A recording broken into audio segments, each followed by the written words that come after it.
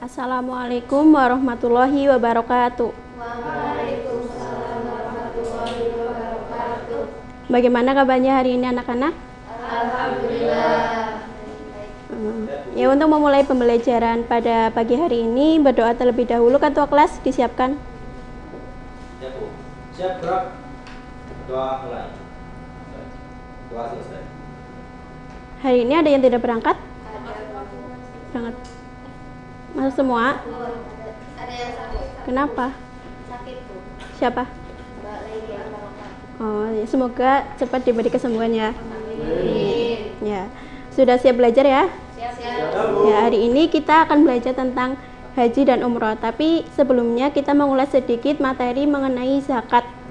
Ada yang tahu zakat itu dibagi menjadi berapa? Ya, zakat. Yang pertama zakat apa? Fitrah. Ya, betul, fitrah. Yang kedua zakat. Zakat fitrah itu zakat yang bagaimana? Zakat yang wajib dikeluarkan setiap jiwa atau orang yang mukmin di bulan Ramadan. Ya, betul, zakat yang wajib dikeluarkan oleh umat muslim pada bulan Ramadan. Waktunya yaitu pada awal bulan Ramadan hingga akhir bulan Ramadan atau menjelang Idul Fitri. Selanjutnya zakat mal. Zakat mal itu zakat yang bagaimana? Zakat atas harta yang dimiliki oleh seseorang. Ya, zakat atas harta yang dimiliki oleh seseorang. Ya, jadi zakat mal itu bertujuan untuk membersihkan zakat yang dimiliki oleh seseorang untuk diberikan kepada orang yang berhak menerimanya sesuai dengan kadar dan ketentuan yang telah ditetapkan oleh agama. Yaitu pertemuan minggu lalu ya. Hari ini kita akan belajar tentang haji dan umroh.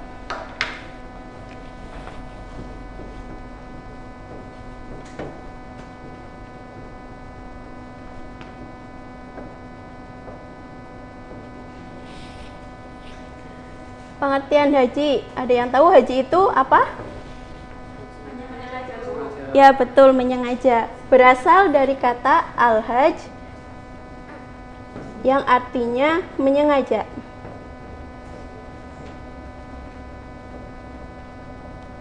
Menyengaja apa? Menyengaja untuk berkunjung ke Baitullah atau Ka'bah untuk melakukan amal-amal ibadah yang telah ditentukan syarat-syaratnya.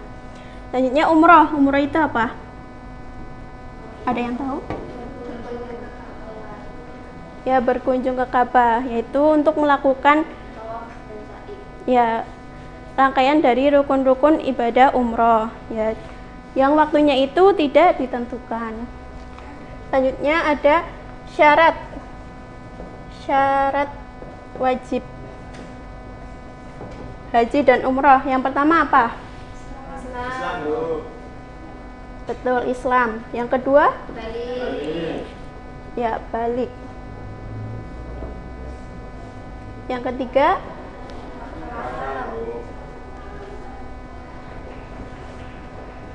yang keempat Merdeka. yang kelima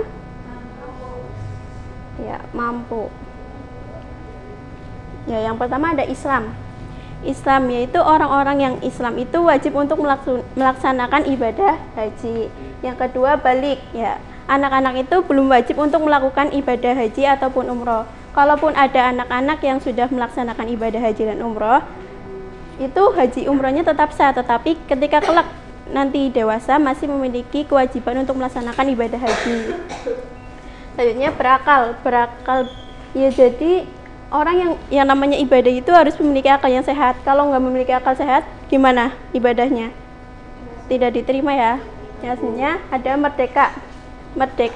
Merdeka artinya yaitu bebas yang dari namanya yang perbudakan. Selanjutnya mampu di sini yaitu adanya kesanggupan baik itu fisik, materi maupun keamanan selama melakukan perjalanan haji ataupun umroh. Ini kelima syarat-syarat wajib haji dan umroh. Sudah paham ya? Paham, Bu. Baik, kalau sudah paham, sekarang rukun-rukun haji dan umroh.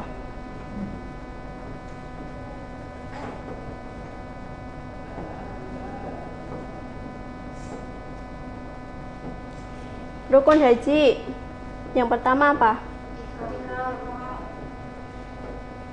Ya, ihram di sini yaitu disertai dengan niat. Ada yang tahu niat haji?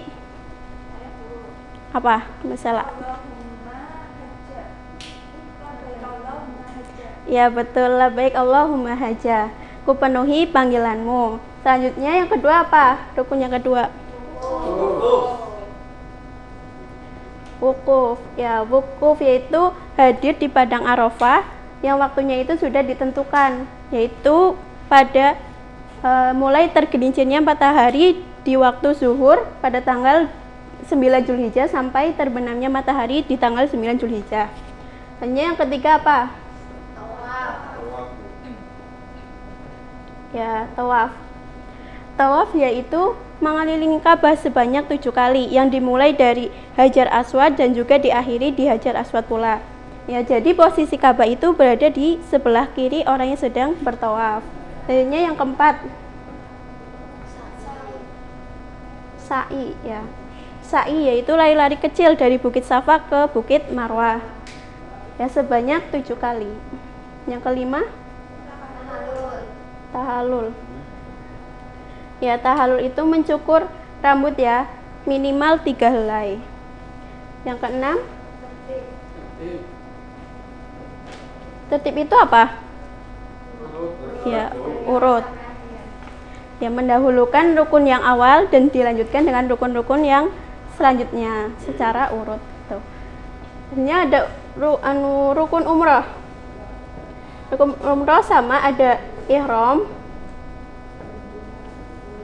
ada tawaf, ada sa'i, ada tahalul, dan juga ada tertib. Bedanya di sini ya, di umroh itu tidak ada rukun wukuf. Jadi ihram langsung tawaf. Sampai di sini paham ya? Paham. Ada yang ditanyakan? Tidak. Tidak ada. Oke, kalau tidak ada yang ditanyakan, Ibu bertanya ya. Coba Mbak Fani sebutkan satu manfaat haji dan umroh. Manfaat haji dan umroh yaitu mensyukuri nikmat yang telah diberikannya. Ya, betul, mensyukuri nikmat yang telah diberikannya. Nikmat apa? Nikmat sehat, nikmat fisik, dan juga nikmat harta yang telah diterimanya sehingga bisa melakukan ibadah haji. Selanjutnya, Mas Ali coba sebutkan satu manfaat dari haji dan umroh. Yaitu menghapus semua dosa kecil dan mensucikan diri dari perbuatan maksiat. Ya, menghapus dosa-dosa kecil. Ya, jadi dosa-dosa yang telah diperbuat oleh manusia itu akan dihapus oleh Allah atau diampuni oleh Allah karena ya mengingat bahwa manusia itu tempatnya khilaf dan dosa. Yang ketiga, coba sebutkan Mbak Widya. Yang ketiga, menciptakan rasa persatuan dan kesatuan umat Islam di dunia. Ya, menciptakan rasa persatuan dan kesatuan. Ya, jadi dengan dikumpulkannya umat Islam dari berbagai penjuru dunia itu akan mempererat persatuan dan kesatuan meskipun ada berbagai perbedaan seperti golongan, suku, ras, dan budaya atau lain-lainnya. Paham ya? Paham. Oke, kalau sudah paham, untuk pertemuan yang akan datang, kalian pelajari bab 6 yaitu tentang masuknya Islam ke Nusantara. Kalian pelajari alur-alur masuknya Islam ke Nusantara, terus cara-cara dakwah Islam di Nusantara, terus ada kerajaan-kerajaan Islam di Nusantara juga. Kalian pelajari, besok kita bahas bersama-sama. Paham ya? Paham. Oke, untuk mengakhiri pertemuan kita pada pagi hari ini, kita ucapkan alhamdulillah bersama-sama. Alhamdulillahirobbilalamin. Terima kasih. Wassalamualaikum warahmatullahi wabarakatuh. Waalaikumsalam warahmatullahi wabarakatuh.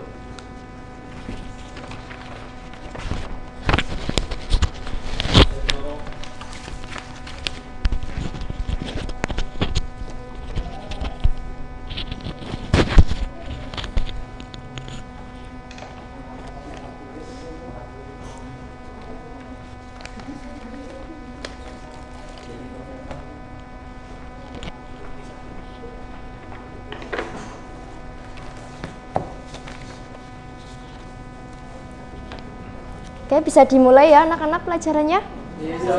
Bismillahirrahmanirrahim. Assalamualaikum warahmatullahi wabarakatuh. Waalaikumsalam warahmatullahi wabarakatuh. Bagaimana kabarnya anak-anak semuanya? Alhamdulillah luar biasa. Oke, sehat semuanya ya? Sehat Bu. Ya, seperti biasanya sebelum kita mulai pembelajaran, silakan tempat duduknya dirapikan, bajunya dimasukkan, barangkali ada sampah di sekitar tempat duduk untuk segera dibuang. Silakan. Sudah rapi ya? Oke, silakan ketua kelas untuk dipimpin berdoa. Ibu, sejahtera, berdoa mulai. Selesai. Oke, hari ini apakah ada yang tidak masuk? Ada Ada Bu. Siapa itu? Mbak Lailika. Ya, kenapa tidak masuk? Sakit. Ya, kita doakan ya semoga Mbak Lailika segera diberi kesembuhan. Amin. Oke, untuk sekarang kita akan belajar materi mengenai dengan ilmu pengetahuan semua menjadi lebih mudah. Oke, nanti sebelum kita ke pembelajaran, Bu Guru punya lembar penilaian diri. Nanti silakan untuk anak-anak isi lembar penilaiannya. Di sini ada 5 poin, diisi sering, selalu, kadang-kadang, atau tidak pernah. Oke, Bu Guru bagi ya. Tujuannya untuk apa? Untuk mengetahui bagaimana, sejauh mana kalian mencintai ilmu pengetahuan. Satu-satu, belakang ya. Ini Mas.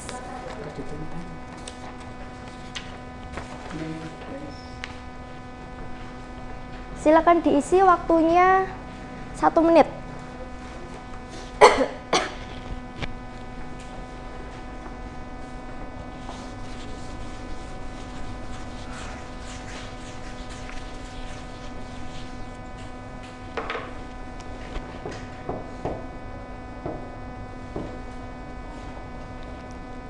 Sudah semuanya? Sudah Bu. Silakan bisa dikumpulkan ke Mbak siapa ini? Mbak Widya. Oke, ke Mbak Widya ya.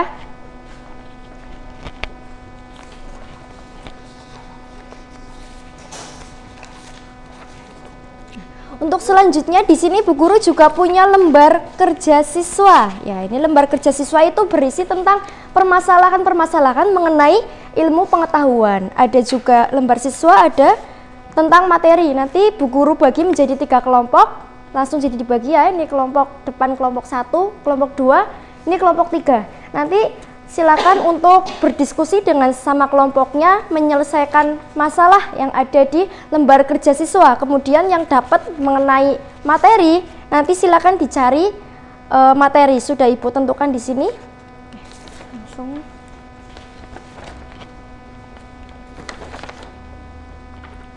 Waktu diskusinya 2 menit, silakan bisa dimulai.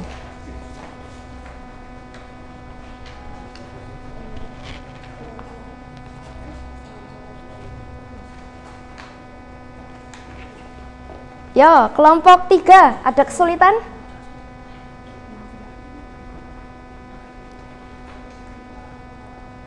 Kelompok 1, gampang ya soalnya? Gampang, Bu. Oh, gampang. Bagus, sudah belajar berarti.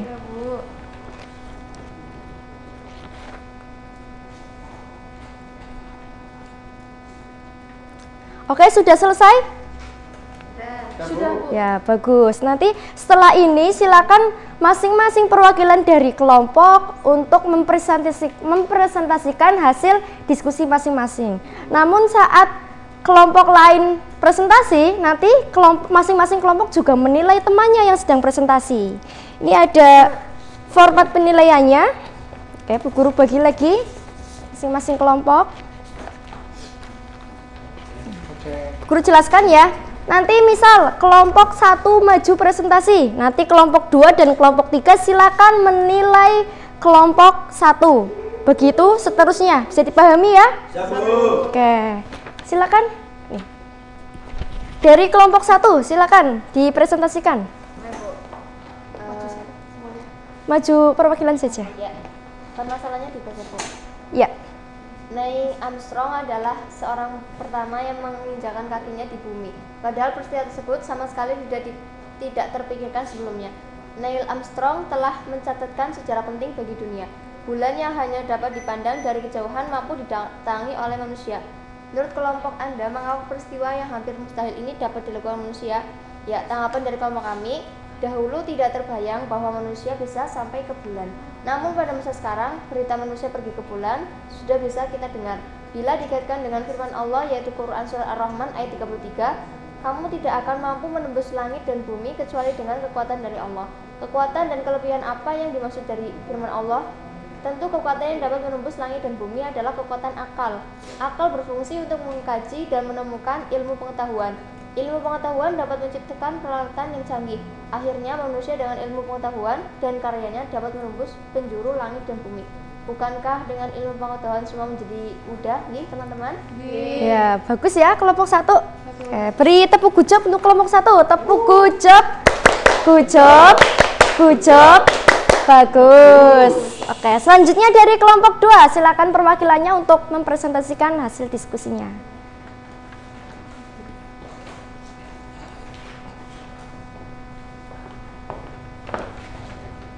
Isi kandungan surat Ar-Rahman ayat 33. Yang pertama, manusia dan jin tidak akan mampu menembus penjuru langit dan bumi untuk mengetahui isinya kecuali atas kekuatan dari Allah. Yang kedua, kekuatan dari Allah itu berupa akal yang harus dikembangkan dengan cara belajar. Yang ketiga, belajar itu wajib bagi kita agar kita dapat menguasai dunia untuk kebaikan umat. Kemudian kandungan surat Al-Mujadalah ayat 11. Yang pertama, perintah untuk menuntut ilmu setinggi mungkin. Yang kedua, perintah untuk selalu beriman kepada Allah. Yang ketiga, perintah untuk memuliakan orang-orang yang beriman dan berilmu pengetahuan. Hadis yang terkait yang pertama yaitu talabul ilmi faridatun ala kulli muslimin. Yang kedua, man arada dunya fa alaihi bil ilmi wa man arada al akhirata fa alaihi bil ilmi. Yang ketiga, ahi lantana lal ilma illa bisittatin. Sa'umbika an tafsiliha bibayanin dakaun wa hirsun wa istihadun wa bulghatun wa su'batun ustadin wa tuli zamanin. Oke, bagus sekali kelompok 2. Selanjutnya untuk kelompok 3, silakan dipresentasikan hasilnya. Sini Bu. Ya. Sebagai anak seorang pejabat yang terpandang, Rudi merasa paling hebat di sekolahnya. Baginya harta dan kedudukan orang tuanya adalah segalanya.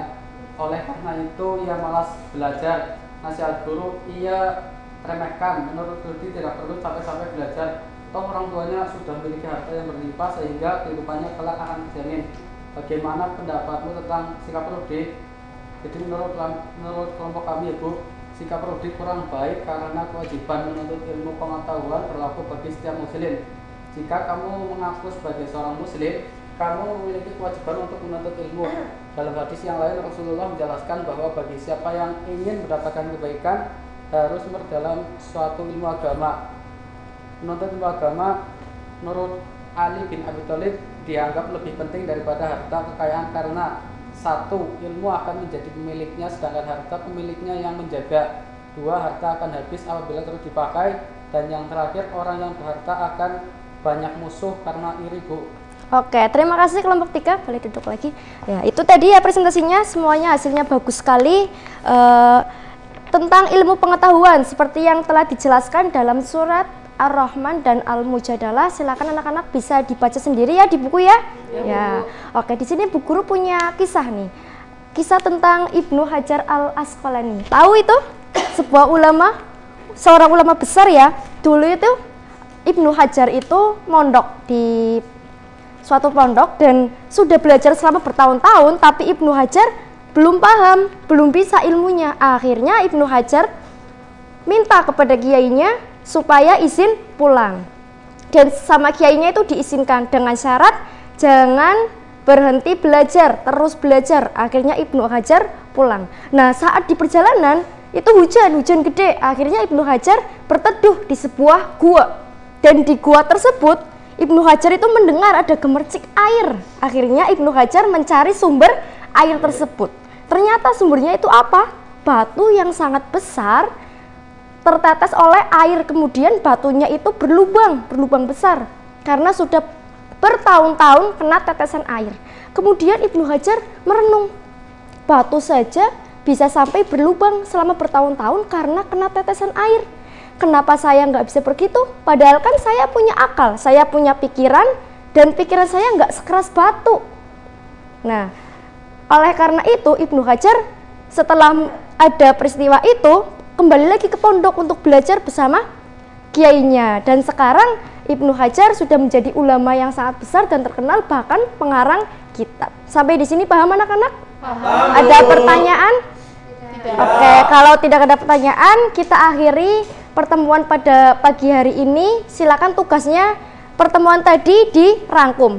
Kita akhiri pembelajaran hari ini dengan bacaan hamdalah bersama-sama. Alhamdulillahirabbil alamin. Dari Bu Guru sekian. Assalamualaikum warahmatullahi wabarakatuh. Waalaikumsalam warahmatullahi wabarakatuh. Bu, ini Bu. Ya, terima kasih.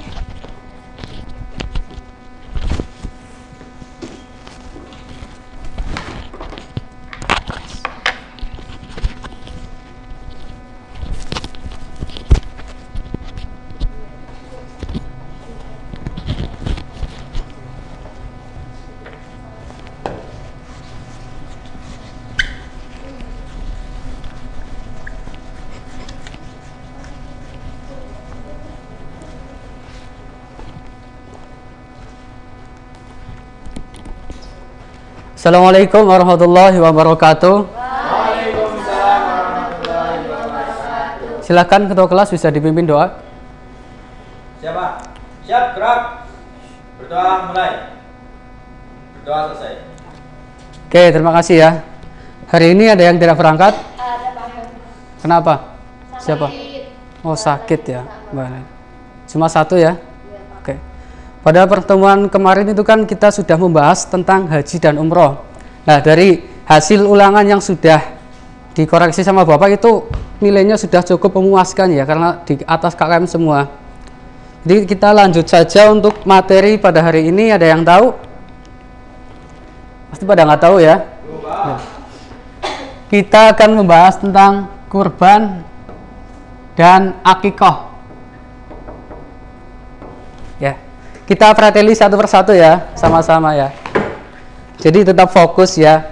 Kita mulai dari kurban terlebih dahulu ya. Sepakat?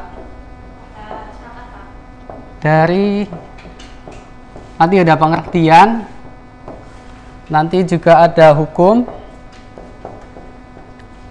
ada waktunya, nanti juga ada pembagiannya ya, pembagian.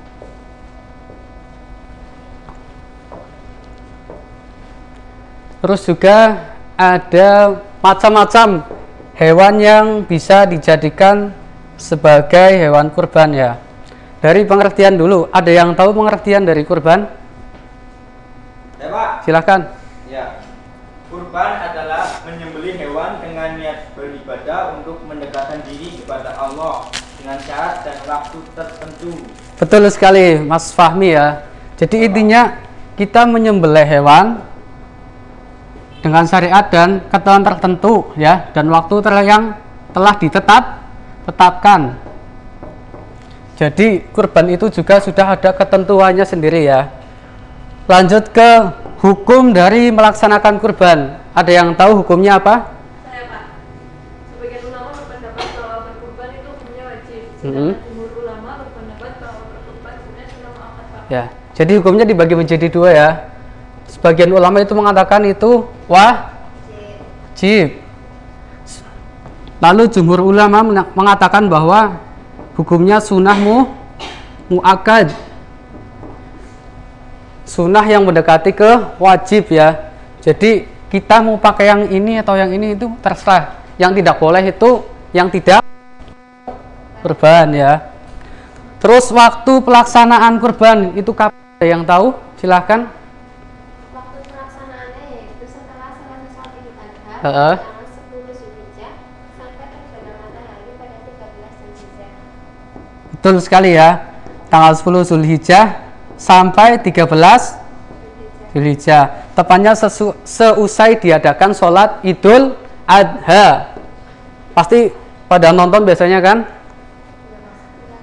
Terus macam-macam hewan yang bisa dijadikan hewan kurban. Ada yang tahu? Ya, Pak. Oh, Mas Fahmi lagi silakan. Ada sapi, Sapi, unta, kerbau, kerbau, kambing, kambing, domba. domba. kerbau, kambing, unta ya. Ya, Pak. Jadi jangan sampai salah ya, nanti Mas Fahmi ke masjid malah bawa ayam, nggak boleh ya Mas. Yang terakhir pembagian hewan kurban, ada yang tahu?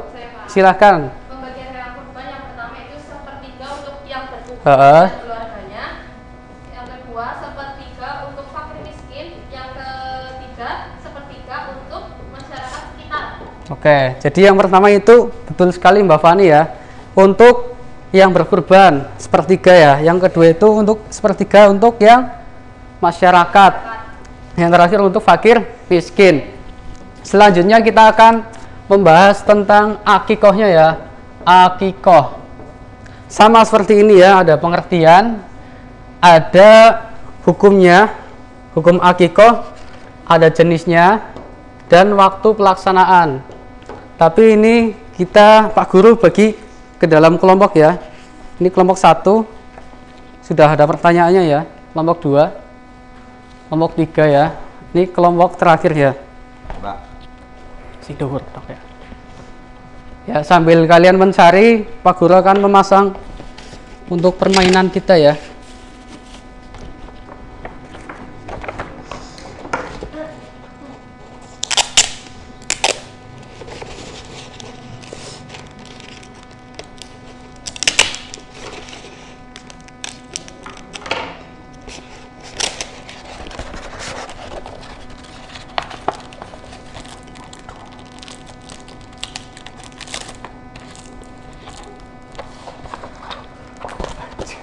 Tempel ora ya.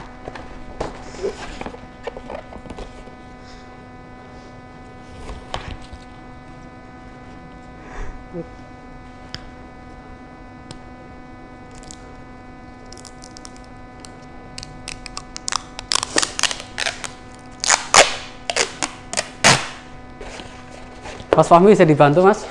Ya, Pak.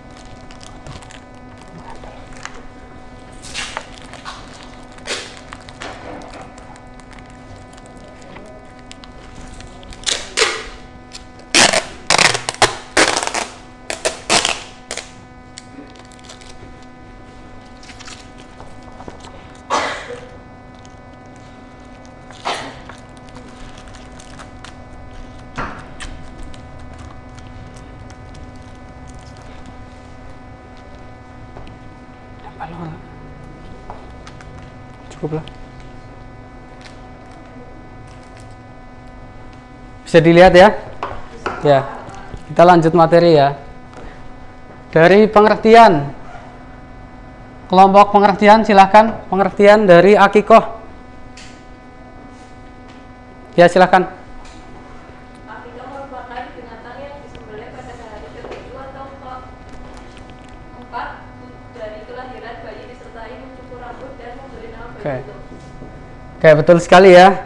Selanjutnya hukum akikoh. Silahkan. Hukum akikah yaitu hukumnya sunat bagi orang tua yang Heeh. atau orang yang mempunyai kewajiban menanggung nafkah si anak. Berarti ini wajib untuk orang tua ya. Jenis akikoh, silahkan.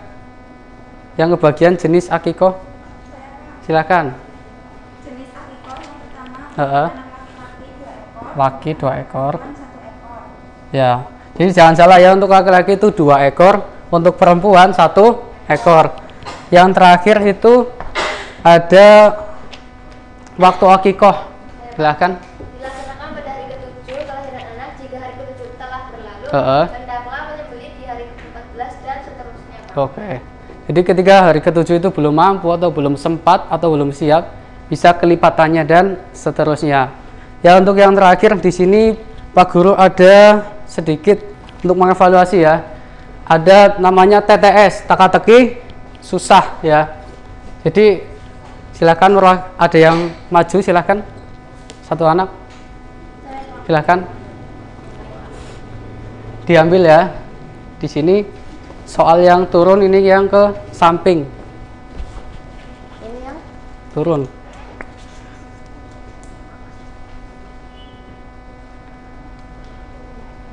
Dibacakan ya yang keras ya soalnya.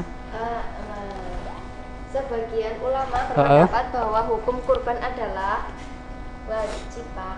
Wajib. Pas?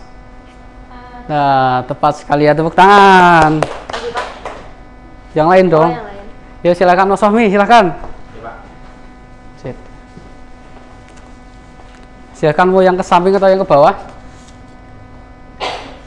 Ini Pak, contoh hewan yang sering digunakan untuk atau disembelih saat akikah.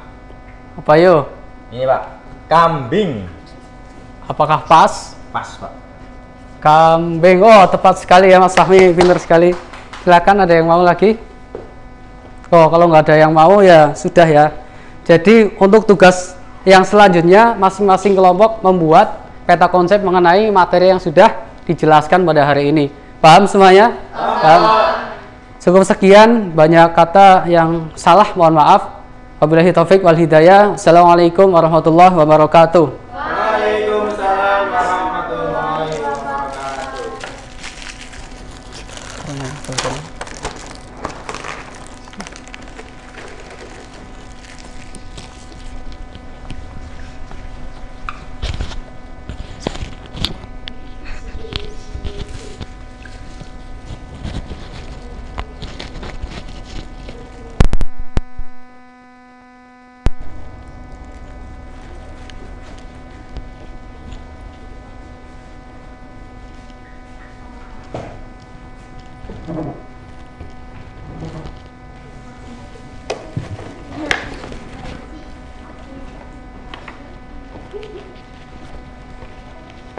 Oke, bismillahirrahmanirrahim. Assalamualaikum warahmatullahi wabarakatuh. Waalaikumsalam warahmatullahi wabarakatuh.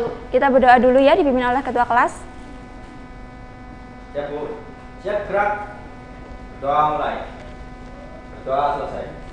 Oke, Ibu mau absen dulu. Siapa yang tidak berangkat pada pagi hari ini atau berangkat semua? Siapa? Oke, kita doakan ya, semoga cepat sembuh ya. Oke, pada pertemuan kali ini kita masih melanjutkan materi yang kemarin mengenai tajwid. Nah, pada pagi hari ini kita akan membahas mengenai mad ya. Nah, kemarin kita sudah bahas sedikit, mad itu dibagi menjadi dua. Ada mad tabi'i dan mad far'i. Nah, mad far'i itu dibagi menjadi beberapa, tapi yang akan kita bahas pada pagi hari ini itu mad wajib mutasil,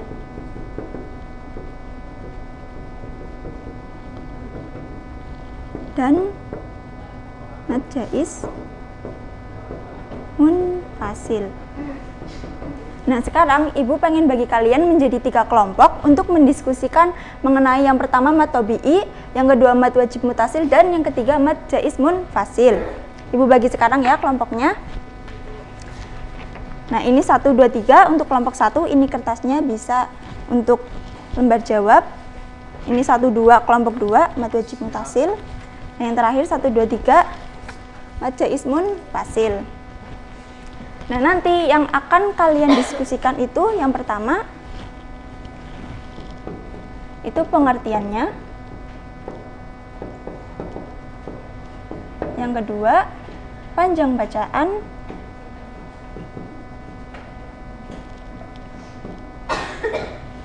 Dan yang ketiga, itu contoh bacaannya ya. Nah, untuk contoh bacaannya itu bisa dicari di LKS ataupun di Al-Quran. Nah, nanti bisa ditulis cukup di selembar kertas yang udah Ibu bagikan. Nanti kalau ada yang bingung bisa ditanyakan ke Ibu ya. Sudah paham? Oke, kalau sudah paham bisa didiskusikan bersama teman-teman kalian ya. Ibu kasih waktu 5 menit ya. Kalau ada yang bingung bisa ditanyakan ke Ibu ya. Oke, bagaimana? Kelompok 1 bagaimana? Lancar ya? Lancar, Bu. Oke, ini pengertiannya sudah, panjang bacaannya sudah, tinggal contoh bacaannya ya. Ini sudah benar. Nah, ini bisa cari satu lagi, bisa dicari di LKS ataupun di Al-Quran ya. Ya, baik, Bu. Oke, dilanjutkan ya. Oke, bagaimana kelompok 2? Lancar ya? Lancar, Bu. Oke, tapi dari tadi Ibu perhatikan dari depan itu banyak berdebatnya ini ya. Jadi Ibu mau kalau sedang berdiskusi seperti ini itu saling menerima pendapat satu sama lain ya. Jangan saling menyalahkan. Kalau ada yang bingung bisa ditanyakan ya. Oke, bagaimana dengan kelompok 3? Sudah selesai, Bu. Lancar ya? Ya, Bu. Oke, ini pengertiannya sudah bagus. Panjang bacaannya sudah. Ini contoh bacaannya. Ini kan mad jaiz munfasil ya. Ini masih salah, ini bisa cari lagi di LKS ya. Oke, kalau ada yang bingung bisa ditanyakan ke Ibu ya. Oke. Bagaimana? Apa sudah selesai? Sudah, Bu. Oke, kalau sudah selesai, Ibu mau kirim satu perwakilan dari teman kalian untuk maju ke depan dan dipresentasikan ya. Mulai dari kelompok 1 dulu. Ayo, mat tabi'i. Yang lain diperhatikan ya. Mad tabi'i pengertian mad tabi'i adalah mad yang terjadi apabila ada huruf alif didahului fathah, huruf ya sukun didahului kasroh, huruf waw sukun didahului dhamma. Untuk panjang bacaan atau cara membacanya itu dibaca sepanjang 2 harokat. Contoh bacaannya ruhiha. Oke, beri tepuk tangan untuk kelompok 1 ya. Bagus. Kemudian untuk kelompok 2, ayo siapa perwakilannya? TO. Oke, bisa maju ke depan dan dipresentasikan. Ya. Kami mendiskusikan wajib mutasil. Ke sini, ke tengah-tengah. Nah, ya. Mad wajib mutasil. Pengertiannya itu mad wajib mutasil adalah apabila ada mad tabi'i bertemu dengan hamzah dalam satu kalimat, Bu. Ya, benar. Kemudian panjang bacaannya itu sepanjang 4 sampai 5 harokat. Kemudian contohnya? Dan contohnya itu ada hunafa. Oke, bagus, beri tepuk tangan untuk kelompok 2 ya. Sekarang untuk kelompok 3 yang terakhir, ayo maju ke depan. Ya, dipresentasikan. Mad jaiz munfasil.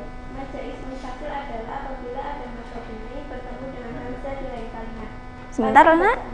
Itu Mbak Mei jangan bicara sendiri ya, jangan sibuk sendiri, diperhatikan teman yang sedang berpresentasi ya. Oke, ayo bisa dilanjutkan. Ya, selanjutnya panjang bacaan atau cara membacanya, yaitu dibaca sepanjang 2 sampai 5 harokat. Contoh bacaan fiha abada. Oke, bagus, beri tepuk tangan untuk kelompok 3. Oke, dari presentasi dari teman-teman kalian dari kelompok 1, 2, dan 3 sudah bagus ya, mulai dari pengertian dan contoh bacaannya. Sekarang supaya lebih paham lagi, kita bahas bersama dan simpulkan bersama.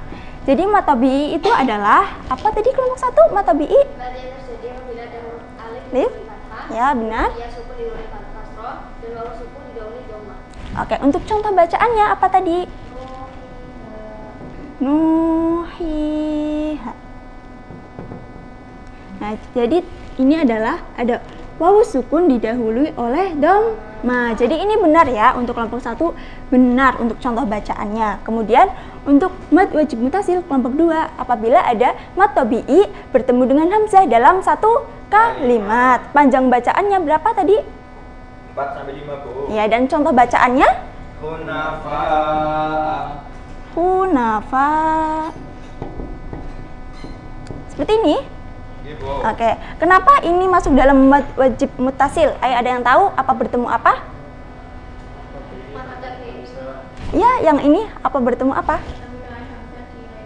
Oh ya, benar. Ini ya, yang ini alif bertemu dengan hamzah, tapi masih dalam satu kalimat. Jadi ini benar.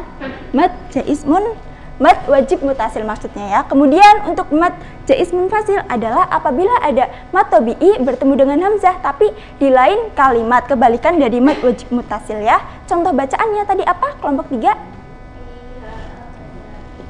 Fiha.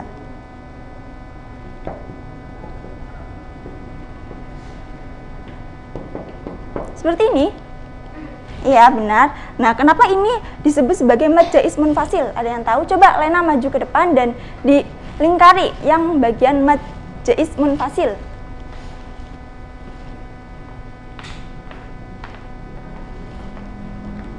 Ya, di sini ada mad tabi'i bertemu dengan hamzah di lain kalimat.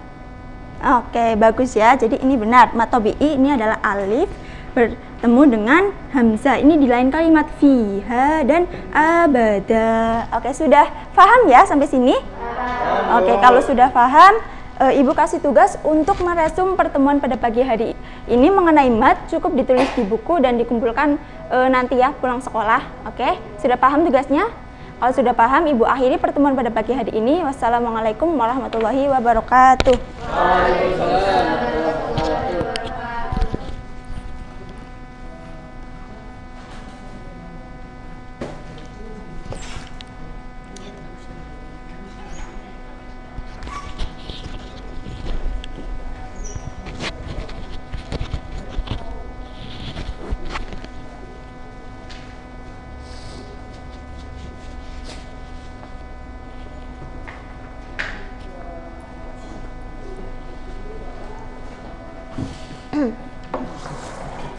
Baik, bismillahirrahmanirrahim. Assalamualaikum warahmatullahi wabarakatuh. Waalaikumsalam.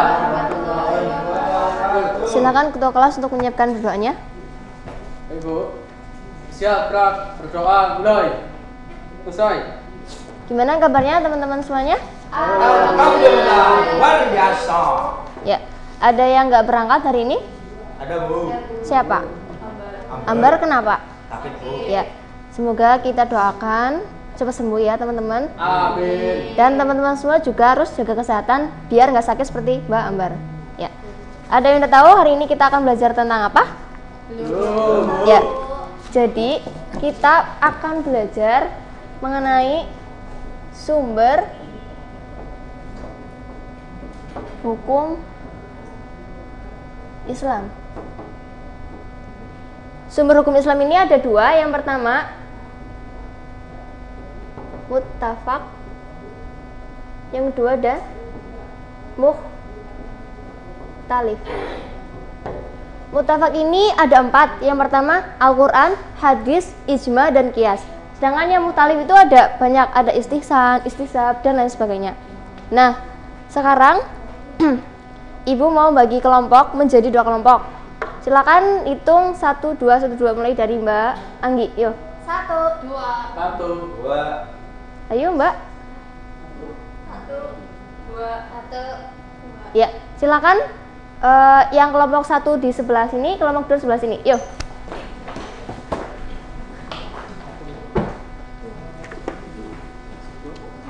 Kelompok 1 di sini. Kelompok 2 di sini. Ya, Ibu akan membagi kertasnya ya. Silakan berembuk. Jadi, untuk kelompok 1 mencari pengertian dari Al-Quran dan pengertian dari ijma, terus fungsi Al-Quran dan kedudukan Al-Quran. Sedangkan kelompok 2 pengertian dari hadis dan qiyas, kedudukan hadis dan fungsi hadis. Bisa dimulai dari sekarang, dimulai dari 2 menit.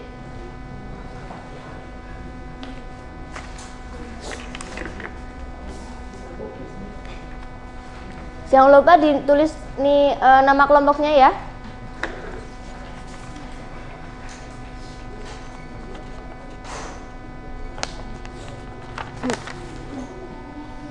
Gimana?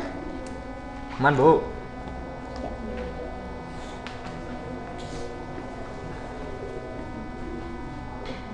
Gimana? Aman? lagi di Aman, Bu. Ya.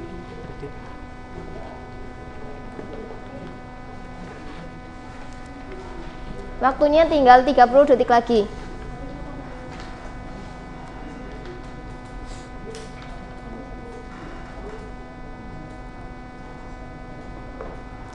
Ya, waktunya selesai. Silakan dari kelompok 1 untuk maju ke depan, salah satu untuk mempresentasikan.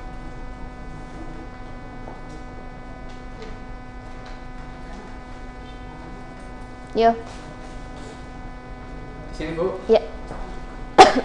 Baik, dari kelompok 1 untuk hasil diskusinya yang pertama, Al-Quran adalah firman Allah yang mengandung mukjizat yang diturunkan kepada Nabi Muhammad SAW dengan perantara malaikat Jibril yang tertulis dalam mushaf dan sampai kepada kita dengan secara mutawatir. Ya. Yang kedua, kedudukan Al-Quran, satu-satunya sumber hukum yang utama dalam Islam. Yang ketiga fungsinya Bu, fungsi Al-Quran. Yang pertama sebagai pedoman dan petunjuk hidup manusia. Yang kedua sebagai pembenar dan penyempurna kitab-kitab yang sebelumnya. Yang ketiga sebagai mukjizat Nabi Muhammad SAW. Yang keempat membimbing manusia ke jalan keselamatan. Yang terakhir pelajaran dan penerang kehidupan. Iya, selanjutnya ijma. Ijma itu merupakan kesepakatan semua para mujtahid dari kaum muslimin pada suatu masa setelah wafat Rasulullah SAW atas hukum syarak yang tidak ditentukan dasar hukumnya dalam Al-Quran dan hadis. Ya, sini. Ada yang mau menanggapi atau menyanggah atau bertanya lagi untuk kelompok 1? Ya Bu. Ya, Di apa? kelompok 2 Bu. Kenapa saya pernah mendengar ini Bu? Al-Quran itu berawal dari surat Al-Fatihah sampai surat An-Nas. Ya, dari kelompok 1 ada yang bisa menjawab? Diulangi Bu. Ya, diulangi Ya, Mas Fahmi. kenapa saya pernah mendengar bahwa Al-Quran itu berawal dari surat Al-Fatihah sampai surat An-Nas? Ya, nggak bisa jawab ya? Susah Bu. Ya, jadi memang benar. Banyak pengertian-pengertian yang menyebutkan bahwa dari surat Al-Fatihah sampai surat An-Nas itu memang menurut ulama-ulama. Jadi ada yang berbeda pendapat, ada yang mengatakan ini, dan ini. Yang penting memang benar.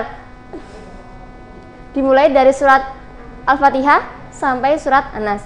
Silakan untuk kelompok 2 presentasi.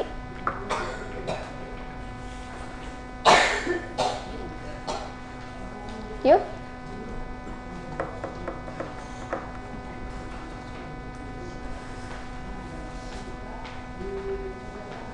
Ya, sini.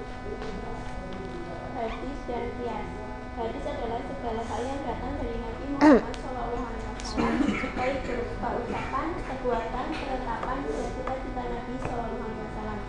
Fungsi hadis yang pertama bayan takrir, 2 bayan tafsir, 3 bayan tasri.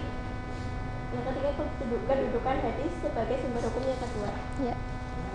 Hanya kias adalah menetapkan hukum suatu kejadian atau peristiwa yang tidak ada dasar nasnya dengan cara membandingkan kepada suatu kejadian atau peristiwa yang lain yang telah ditetapkan hukumnya berdasarkan nas, karena ada persamaan ilat karena kedua kejadian atau peristiwa itu.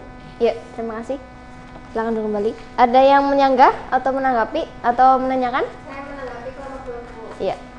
Mengapa hadis dijadikan sebagai sumber hukum yang kedua? Ada yang bisa jawab? Kenapa hadis bisa dijadikan menjadi sumber hukum yang kedua? Nggak bisa Bu. Ya, nggak bisa. Itu buat PR teman-teman semua ya. PR-nya itu, terus tugasnya, kan tadi baru dibahas tentang yang mutafak. Besok yang mutalif silakan ditulis pengertian-pengertiannya dari beberapa mutalif, ada istihsan, istisab, dan lain-lain. Bisa dipahami? Ya. Ibu akan mengulang lagi. Al-Quran itu apa tadi ya? Ada yang mau menjawab? Al-Quran itu apa?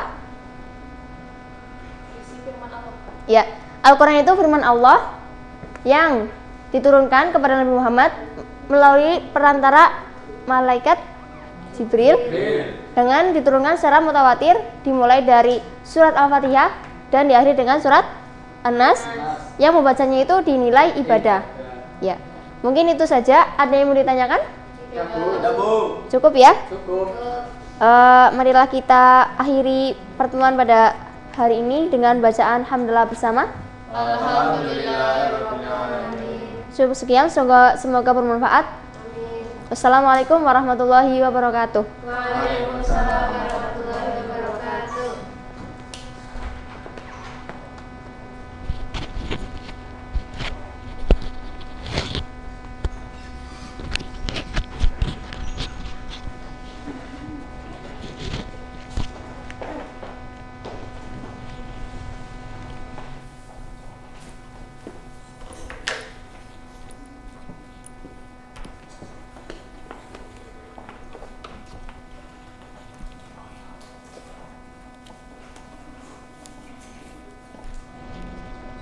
Ya, baik, bismillahirrahmanirrahim. Assalamualaikum warahmatullahi wabarakatuh. Waalaikumsalam warahmatullahi wabarakatuh. Ya, sebelum memulai pelajaran kita pada hari ini, silakan ketua kelas untuk memimpin doa.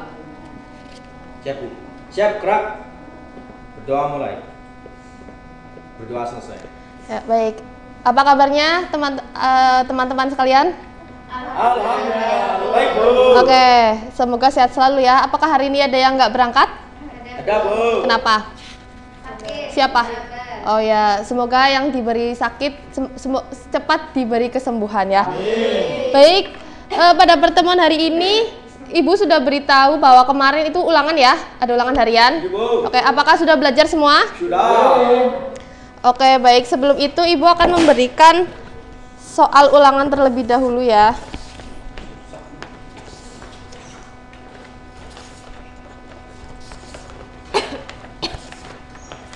Boleh nyontek, Bu? Nggak boleh dong. Susah nggak, Bu? Ya, yang penting belajar. Silakan, Mbak. Oke. Udah kebagian semua, belum? Nah. Baik, sebelum itu Ibu akan membacakan tata cara pengerjaannya ya. Yang pertama itu tulis nama dan absen di sini ya, pojok kanan. Kemudian jawablah pertanyaan yang mudah terlebih dahulu. Oke. Selanjutnya jangan ada yang contoh menyontoh ya. Baik, silakan dikerjakan. Waktunya itu 5 menit dari sekarang.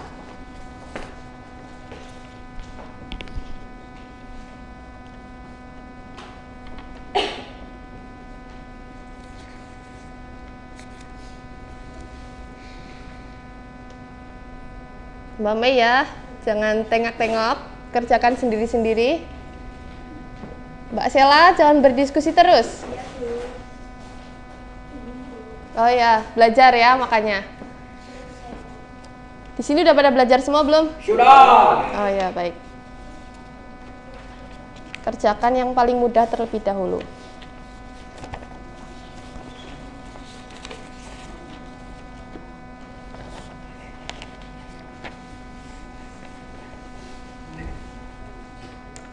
Mas Fahmi, diam ya, jangan bekerja sama terus.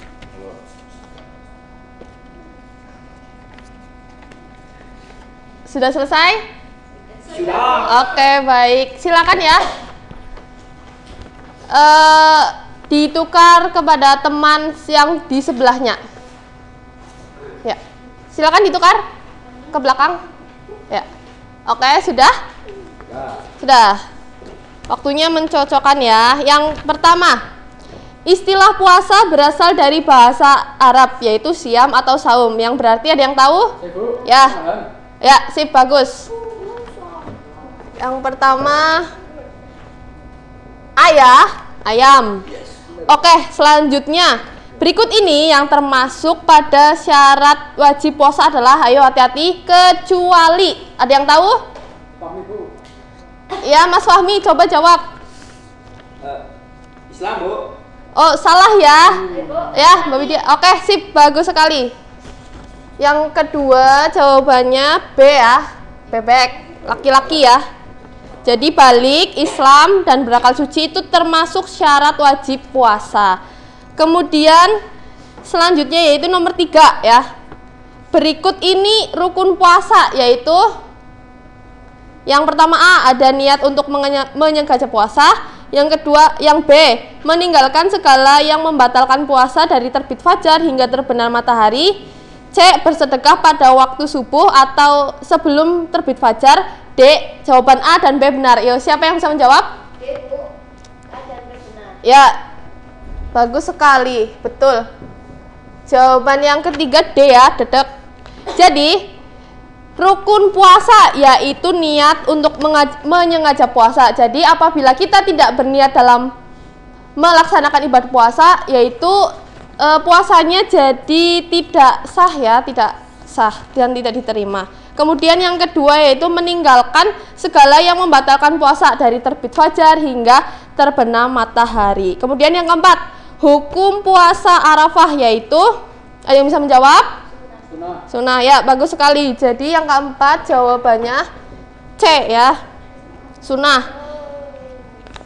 Ya, di sini udah ada yang salah apa belum? Ada. Oh ya, pada belajar nggak sih ya? Kemarin sudah diberitahu ya sama ibu. Jadi hukum puasa Arafah itu sunnah ya. Ada yang tahu puasa wajib itu ada jenisnya apa aja? Yang pertama? Puasa Ramadan. Betul. Yang kedua? Puasa Ramadan. Ya. Yang ketiga? Puasa kafarat ya. Nah, soal berikutnya yaitu yang bukan termasuk puasa sunnah ya hukumnya, yaitu yang pertama ada A. Puasa Syawal, B. Puasa kafarat, C. Puasa Muharram, D. Puasa Arafah. Ya, betul sekali ya. Jadi yang kelima jawabannya B. Jadi puasa sunnah yaitu yang bukan ya kafarat. Nah, tadi sudah disebutkan bahwa puasa kafarat itu termasuk dalam puasa wajib ya, betul sekali. Oke, untuk penghitungan skor ya, betul 1 dikali 20. Jadi hasilnya satu nomor dikasih poin 2 ya. Oke, 2 kali 5. Soalnya kan ada 5 ya. 5 kali 20 jadi 100. Jadi apabila ada yang salah satu hasilnya 80, salah 2 60 dan seterusnya. Oke. Sudah. Sudah ya? Ya, Bu. Ibu akan panggil satu-satu. Yang pertama Lena Mariana, dapat berapa? 80. Oke, bagus. Belajar ya Mbak Lena. Yang kedua Mbak Anggi, dapat berapa Mbak Anggi? Oh, 60. Mbak Anggi kenapa nggak belajar apa? Sulit soalnya. Oke. Belajar lagi ya Mbak. Mas Ali dapat berapa? 40. 40. Kenapa Mas Ali dapat 40? Oh, berarti nggak belajar? Ya, jangan dicontoh ya teman-teman, karena kewajiban kalian di sini adalah belajar ya. Jadi belajar jangan sampai dilupakan. Yang keempat Mbak Sela dapat berapa? Berapa? Oh, 80. Ya, bagus sekali Mbak Sela belajar ini. Mbak Widi dapat berapa? Oh, keren sekali Mbak Widi. Tepuk tangan buat Mbak Widi ya. Kemudian Mbak Mei dapat berapa? Salah semua. Oh ya ampun, Mbak Mei belajar lagi ya. Harus dibimbing sama teman-temannya. Mohon dibantu Mbak Mei ya. Oke, baik. Mas Fahmi dapat berapa? 20. Oh, ini soalnya susah apa gimana ya? Susah banget. Oh ya baik. Harus belajar lagi di rumah ya. Iya, Bu. Oke. Mbak Alfa dapat berapa? 80. Oke, paling tinggi ini Mbak Widya ya. Jadi akan Ibu kasih hadiah.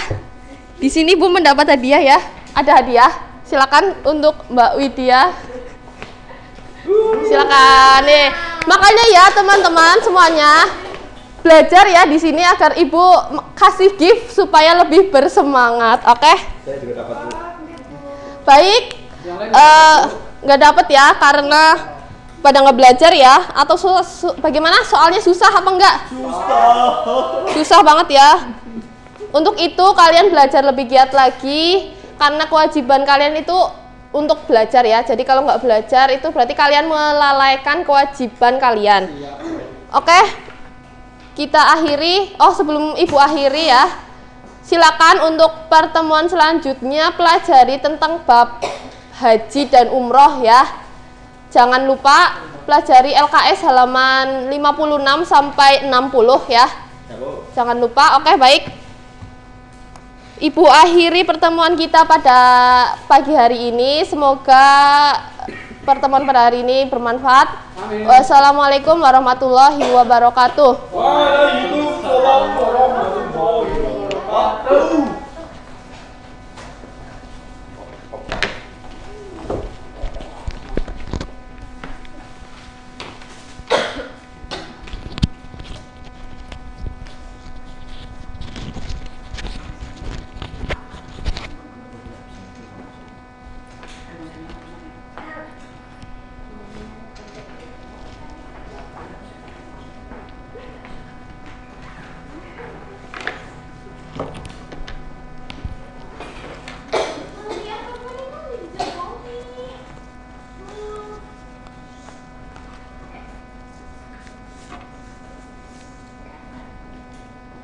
Bismillahirrahmanirrahim. Assalamualaikum warahmatullahi wabarakatuh. Waalaikumsalam.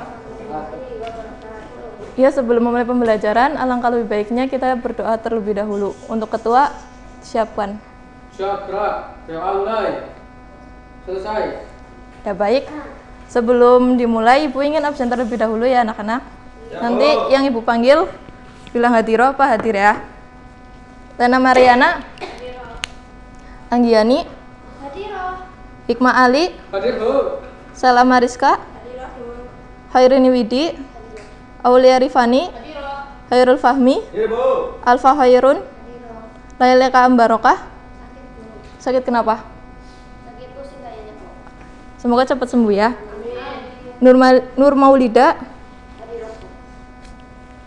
Ada yang tahu hari ini kita mau belajar apa? Kita mau belajar mengenai busana muslim dan muslimah.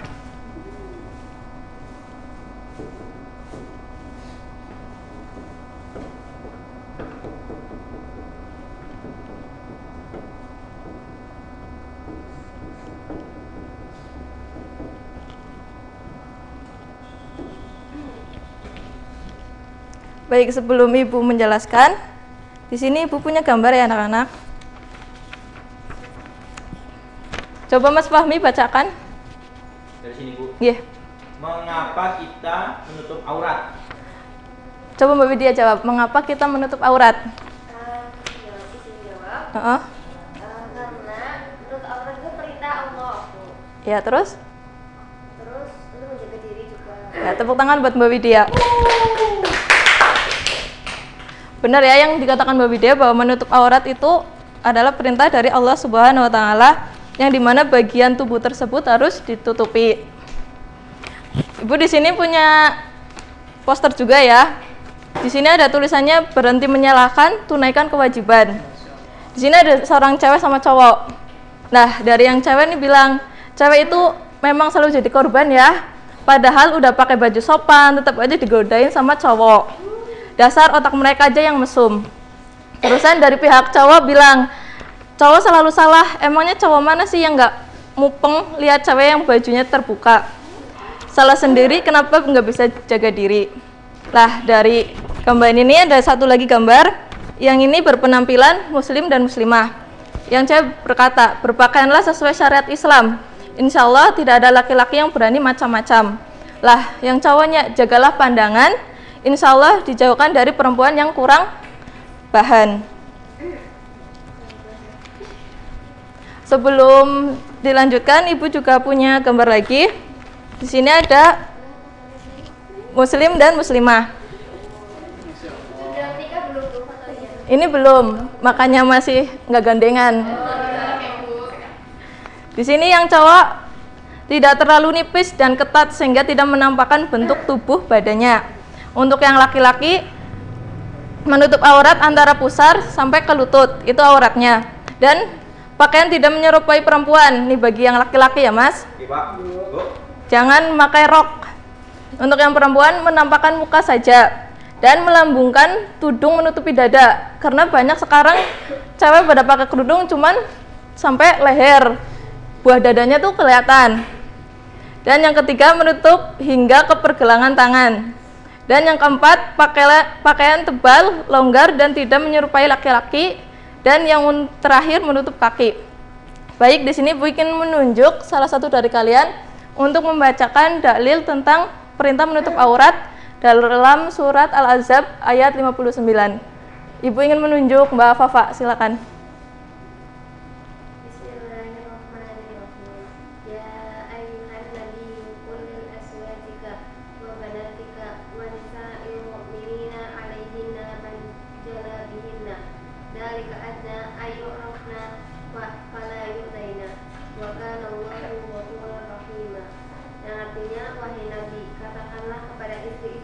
Anak-anak perempuanmu dan istri-istri orang mukmin, hendaklah mereka menutupkan jilbabnya seluruh tubuh mereka. Yang demikian itu agar mereka lebih mudah untuk dikenali sehingga mereka tidak terganggu, dan Allah Subhanahu wa taala Maha Pengampun lagi Maha Penyayang. Ya, terima kasih, tepuk tangan buat Mbak Fafa. Selanjutnya Ibu punya gambaran ya untuk yang muslimah. Di sini ada tingkatan level menutup aurat. Ada 1 sampai 8. Yang satu ini masih pakai yang mini-mini. Yang kedua juga masih pakai baju mini. Yang ketiga pemakai pakaian panjang tetapi rambutnya kelihatan. Dan yang keempat sama memakai pakaian panjang tetapi rambutnya juga kelihatan karena penampilan kerudungnya itu di leher. Dan yang kelima juga sama, walaupun dari atas sampai ke bawah ditutup, cuman pakainya celana jeans. Dan yang keenam juga sama, ketujuh, ke-8 lah, ini yang ke-8 yang menutup aurat dengan sempurna. Dan semoga kita semua bisa menutup aurat dengan sempurna ya anak-anak. Baik, selanjutnya Ibu ingin menunjuk Mas Ali. Coba Mas ke depan. Maju di sini Mas. Coba Ibu ingin kamu membuka permen ini.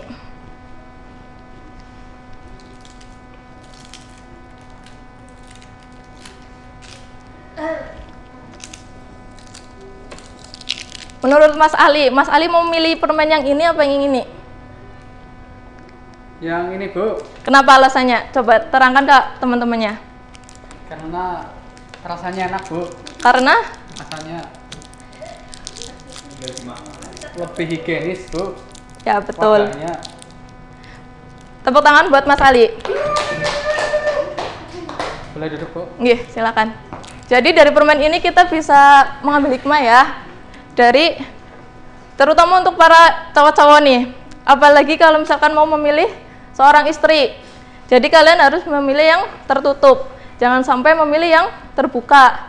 Karena yang terbuka terkadang sudah dipegangin sama orang lain. Oke, sekarang Ibu ingin menjelaskan hikmah dari pembelajaran yang kita pelajari pada pagi hari ini. Yang pertama itu, kenapa kita harus menutup aurat? Alasannya agar kita satu, dapat mendapat ketakwaan kepada Allah Subhanahu wa Ta'ala. Yang kedua, terhindar dari mara bahaya. Dan yang keempat, agar kita menunaikan perintah Allah Subhanahu wa Ta'ala. Oke, Ibu punya hadiah ya. Di sini siapa yang mau menyimpulkan materi pada pagi hari ini? Coba Mas Fahmi, silakan. Nggak bisa. Yaudah, Mbak Fani silakan. Oke, kesimpulan kita pada hari ini yaitu kita harus wajib menutup aurat karena supaya lebih terjaga dan supaya menaati perintah Allah. Ya, terima kasih buat Mbak Fani. Silakan Mbak Fani maju, Ibu karena punya hadiah buat kamu. Ada uang ya 2 juta buat jajan. Nih. Terima kasih, Bu. Ya, sama-sama. Baik, pertemuan pada pagi hari ini sudah selesai. Untuk penugasan, besok kalian merangkum bab selanjutnya ya anak-anak. Besok Ibu akan tagih. Sekian dari Ibu, wabillahi taufiq wal hidayah. Wassalamualaikum warahmatullahi wabarakatuh. Waalaikumsalam warahmatullahi wabarakatuh.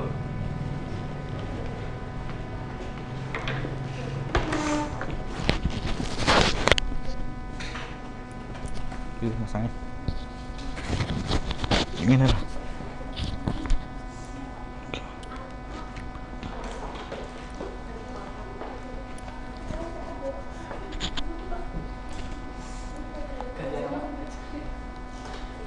Masangnya ya.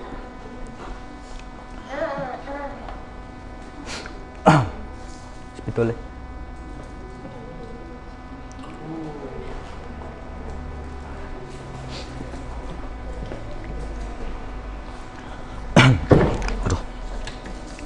Oke anak-anak, udah siap belajar? Belum. Oke, siapkan dulu ya. Udah siap? Ya. Oke. Assalamualaikum warahmatullahi wabarakatuh. Waalaikumsalam warahmatullahi wabarakatuh. Ya, gimana kabarnya? Sehat?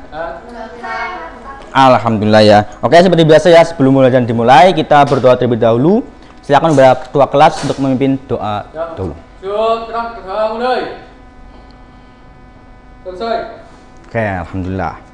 Oke, Bapak absen dulu ya, seperti biasa. Lena Mariana Painem, Anggiani Halimatus Syadiah, Hikmah Ali Paijo. Oke. Sela Mariska. Siap. Kemudian Hairudin Widyastuti. Oke. Aulia Rifani Faiz. Mei Merlian. Oke. Alfa Khairun. Oke. Lailika Ambarokah. Oh sakit apa ini kira-kira? Oh pusing. Sakit. Nur Maulidananda. Hadir. Oke. Oke, untuk yang sakit kita doakan ya semoga cepat sembuh biar bisa mengikuti pembelajaran seperti biasa. Oke. Oke anak-anak, ada yang tahu kita hari ini akan belajar tentang apa? Belum tahu? Kita hari ini akan belajar tentang berbaik sangka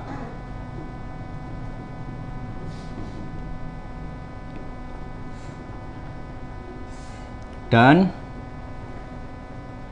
amal soleh.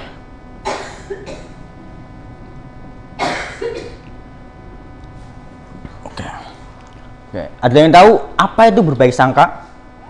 Apa itu amal soleh? Belum? Oke. Sebelum kita ke materi, Bapak ingin mengajak anak-anak untuk merenungkan dulu tentang suatu peristiwa yang berkaitan dengan salah satu tersebut ini. Contoh begini. Ada tetangga kita beli Pajero. Dan kita mengira dia beli Pajero karena hutang. Itu termasuk berbaik sangka atau berburuk sangka? Nah, berburuk sangka. Jika tetangga tadi itu mendengar, maka tetangga tersebut akan bawa dia, silakan HP-nya dimatikan dulu. Oke. Kita lanjut ya anak-anak. Tentang nyampe mana tadi? Nah, Pajero ya. Iya. Jika tetangga tadi dengar bahwa kita berburuk sangka, apa yang dirasa? Marah. Nah, ya kan, marah. Nah, gitu. Jadi kita sebagai manusia harus berbaik sangka agar manusia tidak saling bermusuhan. Paham? Paham. Oke. Di sini Bapak punya kartu pengetahuan. Masing-masing anak mendapat satu. Nanti Bapak minta untuk membacakan isinya, oke?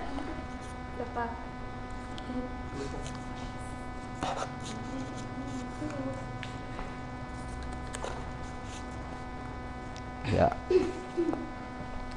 Ini yang belakang.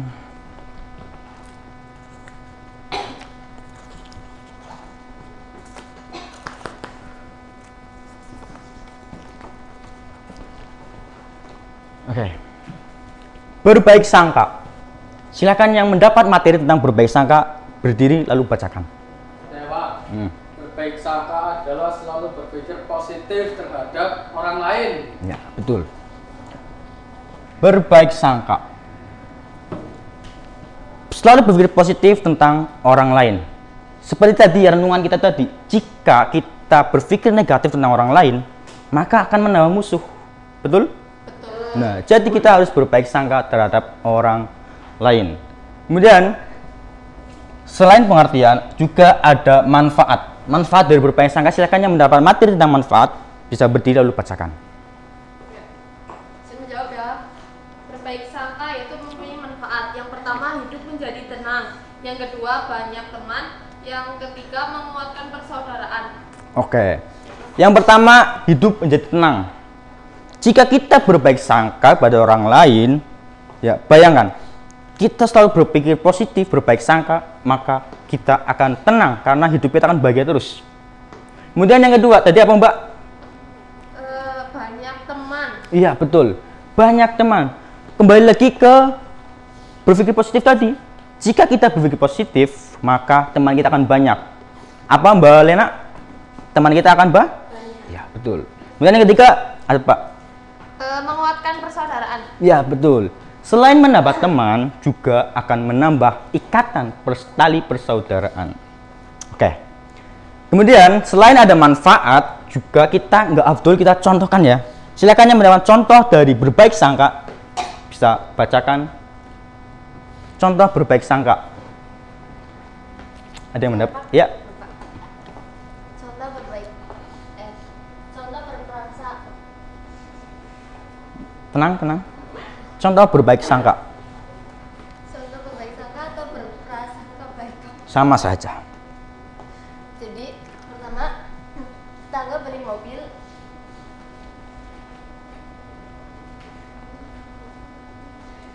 Ya. Oke, bisa dibacakan oleh Oke. nama. Yang pertama tentang beli mobil Lamborghini. Kita berprasangka baik dengan berpikir beli mobil itu dari hasil kerjanya sendiri. Iya, betul sekali. Itu sama kayak renungan tadi ya Mbak. Jadi ketika misalnya kita beli mobil Lamborghini tadi Mbak, ya Lamborghini, kita harus berbaik sangka saja bahwa tetangga tersebut membeli dengan hasil kerjanya, bukan hasil utang atau hasil apa ya, pesugihan dan lain-lain. Dukun, Pak. Betul sekali. Apalagi yang sekarang viral itulah ya. Kemudian berbaik sangka, udah paham, clear ya? Kita lanjut ke amal soleh. Amal soleh. Silakan yang mendapatkan materi tentang amal soleh bisa berdiri lalu bacakan. Ya, Mbak Lena. Amal soleh adalah perbuatan baik yang memberikan manfaat kepada pelakunya di dunia dan balasan pahala yang berlipat di akhirat. Ya, betul sekali. Jadi amal soleh itu apa tadi Mbak? Perbuatan baik yang memberikan manfaat untuk pelakunya, kemudian mendapat balasannya di akhirat. Bisa diulangi Mbak Alfa? Yuk kan, tadi bermain terus. Ya. Amal soleh itu suatu apa tadi Mbak? Ya, perbuatan baik yang mendapatkan manfaat untuk pelakunya dan kemudian mendapat pahala ketika di akhirat. Jadi begitu, paham? Kita lanjut ke manfaat dari amal soleh. Silakan yang mendapatkan materi tentang amal manfaat, silakan untuk bacakan. Silakan. Boleh. Manfaat amal saleh. Yang pertama, membuat diri yakin bahwa amal saleh membawa manfaat bagi diri sendiri. Yang kedua, berdampak positif bagi orang lain, dan yang ketiga, mencegah dari perbuatan keji dan mungkar. Oke, kita kupas satu-satu. Yang pertama tadi apa, Mbak? Membuat diri yakin bahwa amal soleh membawa manfaat bagi diri sendiri. Iya.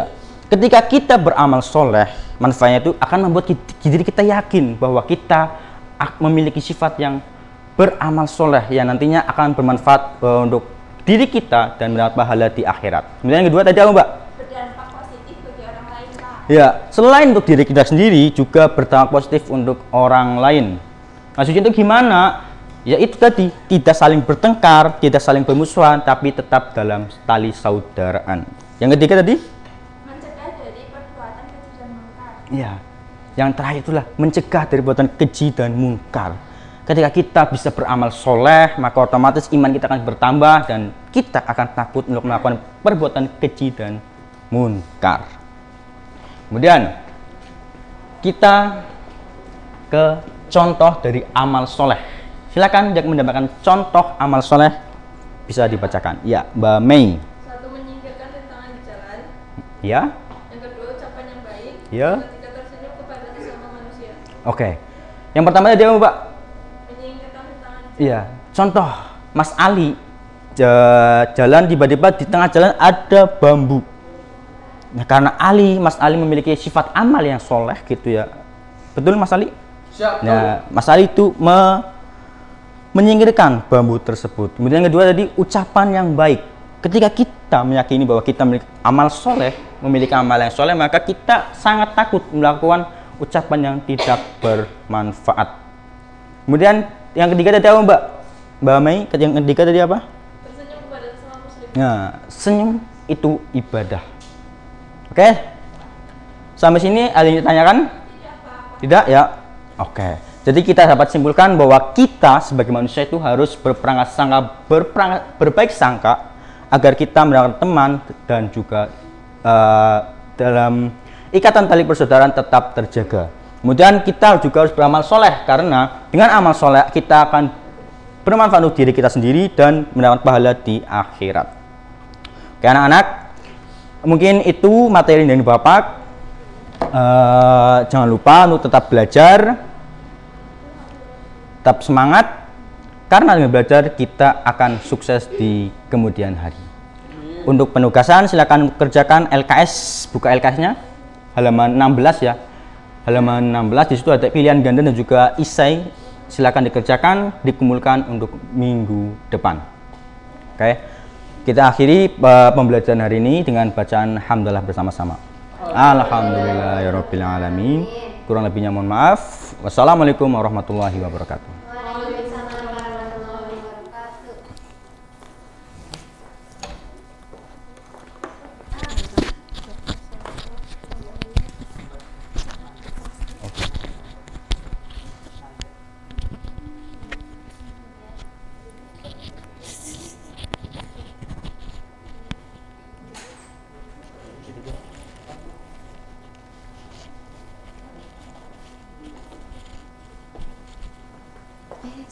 Sampai dole bisa. Nggak usah.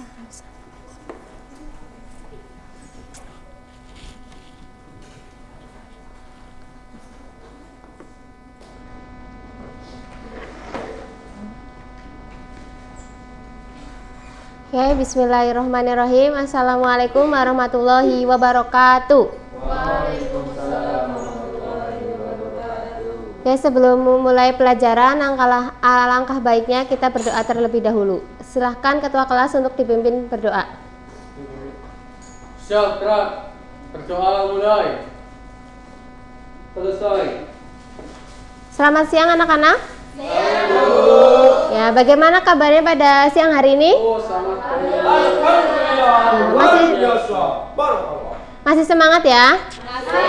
Oke. Sebelumnya Ibu akan mengabsen terlebih dahulu. Kelas 9A apakah masuk semua? Masuk. Ada yang sakit atau tidak? Ada, Bu. Ya, siapa? Mbak Ambar ya. Semoga Mbak Ambar cepat diberi kesehatan ya, agar bisa mengikuti pembelajaran di kelas ini lagi. Oke, sebelumnya kita sudah mempelajari tentang jual beli.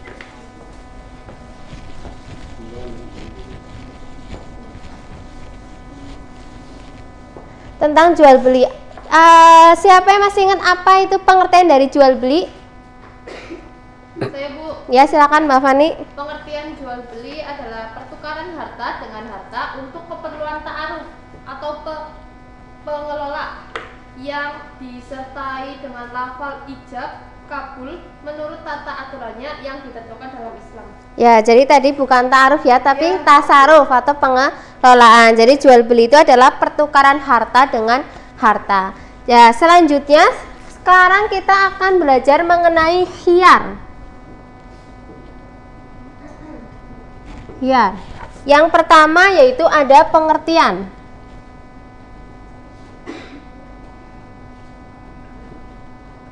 Pengertian menurut bahasa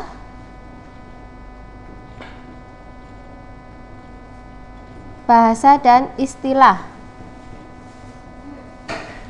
Baik, khiyar menurut bahasa itu yaitu memilih antara dua pilihan. Menurut bahasa yaitu memilih antara dua pilihan.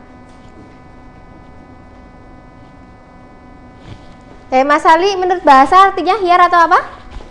Khiyar memilih antara dua pilihan. Ya, memilih antara dua pilihan. Secara istilah yaitu hak memilih bagi penjual atau pembeli untuk meneruskan akad atau transaksi jual beli dalam atau membatalkannya. Jadi khiyar itu kita memilih ya antara boleh membatalkan jual belinya atau meneruskan jual belinya. Itu pengertian dari khiyar. Yang selanjutnya adalah hukum khiyar. Hukum khiyar. Hukum khiyar dalam jual beli itu hukumnya mubah atau boleh ya. Jadi kalau misalkan dalam jual beli itu berkhiyar itu hukumnya mubah, tapi berkhiyar dalam misalkan dalam ketika khiyar dipergunakan untuk penipuan itu berarti hukumnya apa? Kira-kira haram ya, betul. Sekarang ada macam-macam khiyar. Macam-macam khiyar. Ada 4. Yang pertama yaitu khiyar majlis. Yang kedua khiyar syarat. Yang ketiga yaitu khiyar aibi. Yang keempat khiyar ru'yah. Kira-kira sudah paham belum mengenai macam-macam khiyar ini? Belum ya. Ibu akan menjelaskan ya. Yang pertama yaitu khiyar majlis. Khiyar majlis merupakan khiyar yang berlangsung selama penjual dan pembeli masih berada di tempat jual belinya. Paham nggak? Contohnya misalkan barang yang sudah dibeli tidak bisa dikembalikan. Itu contoh dari khiyar. Ya, contoh khiyar dari majlis. Jadi ada ikatan antara penjual dan pembeli. Yang kedua yaitu khiyar syarat. Hak penjual atau pembeli dalam untuk melanjutkan atau membatalkan transaksi jual belinya selama masih dalam masa tenggang dan disepakati oleh keduanya. Jadi misalkan saya membeli sepatu ini, tapi kalau misalkan orang tersebut tidak menyetujui, berarti boleh dikembalikan lagi. Itu contoh dari khiyar syarat. Yang ketiga yaitu khiyar IB, yaitu khiyar yang mempunyai pembeli mempunyai hak pilih untuk membatalkan akad jual belinya atau meneruskan akad jual belinya. Contohnya misalkan Mas Fahmi membeli sepatu, tetapi terdapat ada kelecetan dalam sepatu tersebut. Jadi Mas Fahmi boleh memilih antara melanjutkan jual belinya atau membatalkan jual belinya. Paham sampai sini? Nah, selain yang terakhir yaitu khiyar ru'yah, yaitu hak bagi pembeli untuk meneruskan jual belinya atau membatalkan jual belinya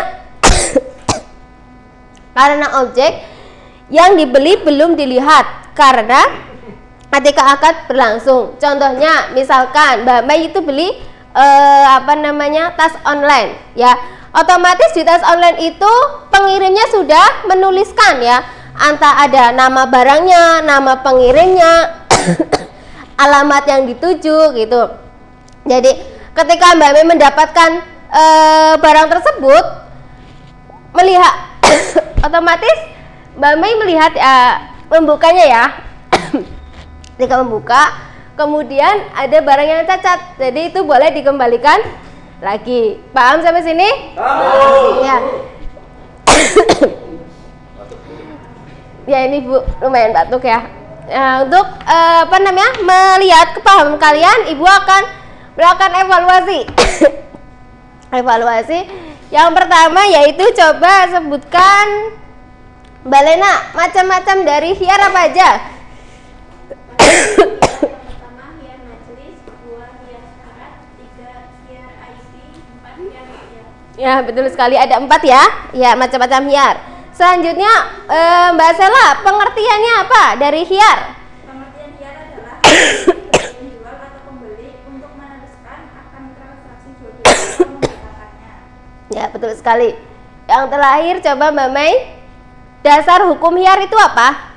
Dasar hukumnya mubah, Bu. Ya mubah atau boleh. Sampai sini paham? Paham. Ya ketika Ibu sudah mengevaluasi ya dari pertanyaan-pertanyaan yang sudah Ibu berikan, Ibu melihat kalian sudah memahami materi yang Ibu sampaikan pada siang hari ini. Untuk ke pertemuan selanjutnya silahkan kalian mencari manfaat dan hikmah dari khiyar ya, ditulis di buku tulis, kemudian dikumpulkan ke ketua kelas besok dikumpulkan ke Bu Guru. Paham? Paham, Bu. Kita cukupkan pembelajaran pada siang hari ini dengan bacaan hamdalah bersama-sama. Sekian dari Bu Guru. Wassalamualaikum warahmatullahi wabarakatuh. Waalaikumsalam warahmatullahi wabarakatuh.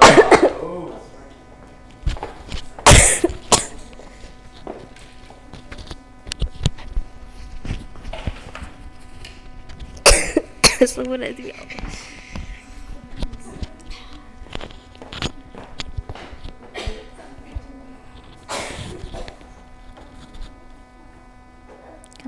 Kantongin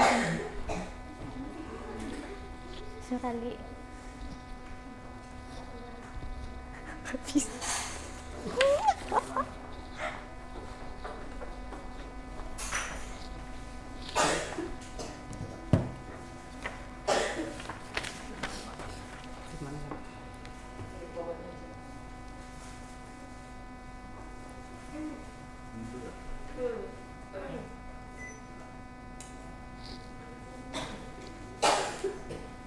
Melek. Melek.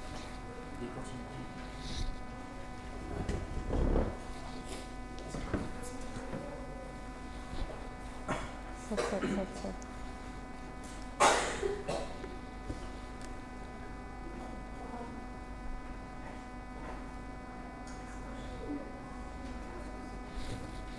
Shit.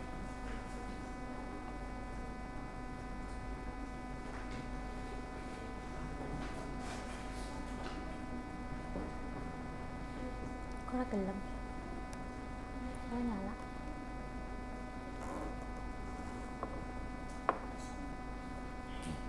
Kok gelem? Nggak mau.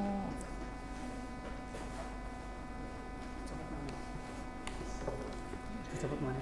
Pasang mana? Alot cuy.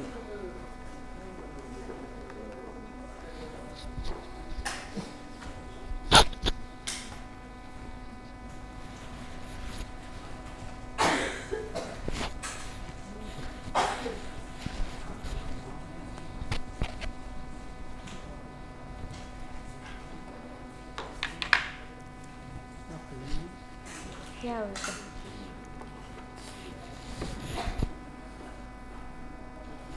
Nggak mau.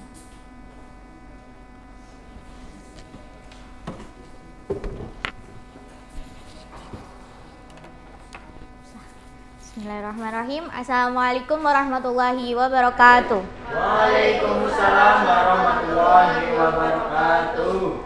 Gimana anak-anak kabarnya pagi hari ini? Alhamdulillah, luar biasa. Barakallah. Baik, sebelum kita memulai pembelajaran pada kali ini, monggo untuk ketua kelas memimpin doa. Ibu, siap gerak. Berdoa mulai. Selesai. Baik, sebelum Ibu memulai pembelajaran, Ibu absen terlebih dahulu ya. Kalau sembari Ibu absen, Ibu juga tanya kalian puasa atau tidak. Kayak yang pertama, Lena Mariana, puasa tidak? Insyaallah.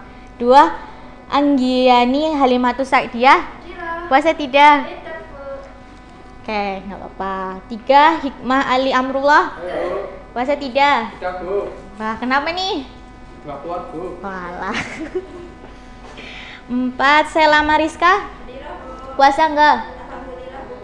Semoga kuat. 5, Khairu Widya Astuti,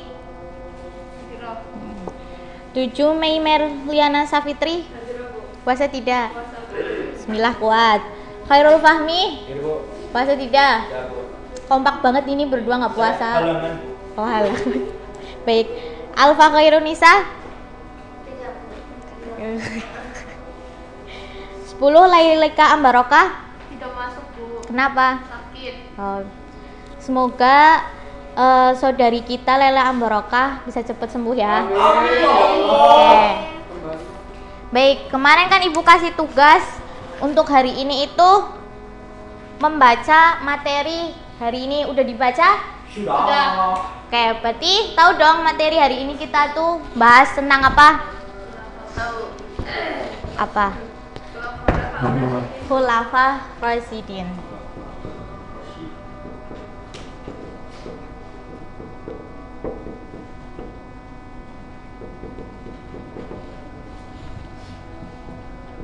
Oke. Al-Khulafa Ar-Rasyidin. Ada yang tahu artinya? Oke, nggak ada yang tahu ya? Al-Khulafa Ar-Rasyidin itu memiliki arti yaitu pemimpin-pemimpin yang diberi petunjuk atau hidayah. Siapa Khulafa Ar-Rasyidin ini? Siapa aja? Ada berapa dulu? 4. 1. Bakar.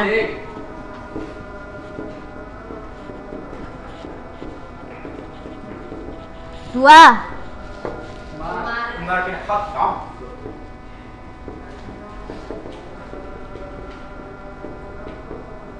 3. Khalifah Utsman bin Affan.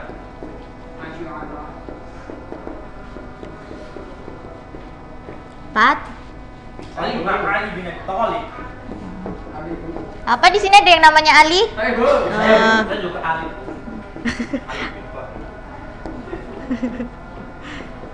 Wih.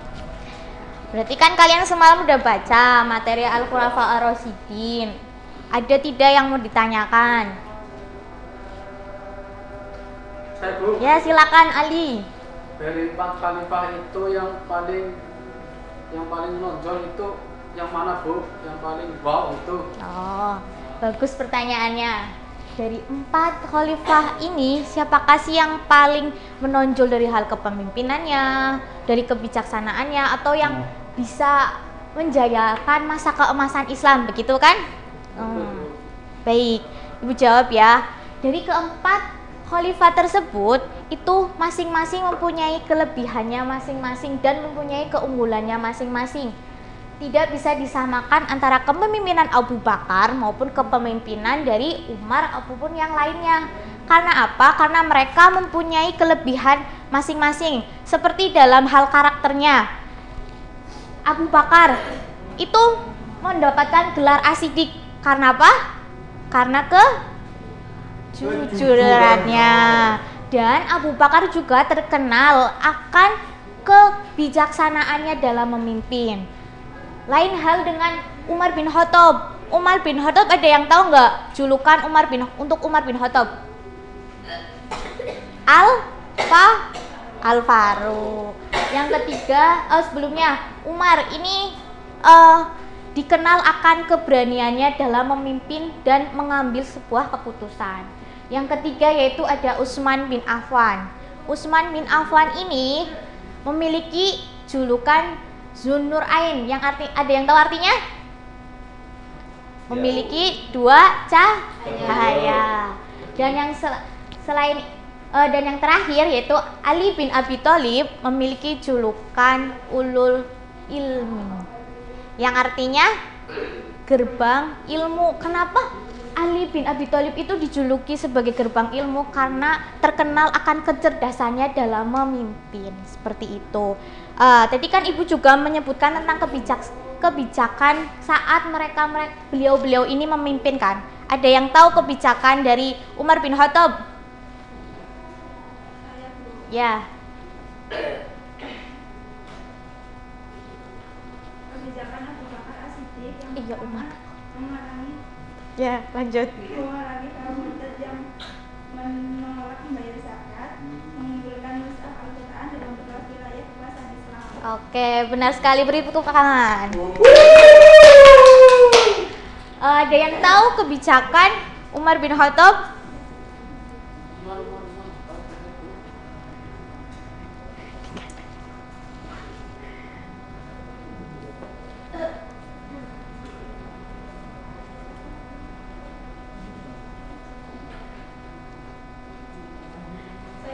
Ya, silakan Mbak Alfa. Mendirikan Departemen Pendidikan, yang kedua membangun Baitulmal, yang ketiga mencetak mata uang, yang lain membentuk kesatuan.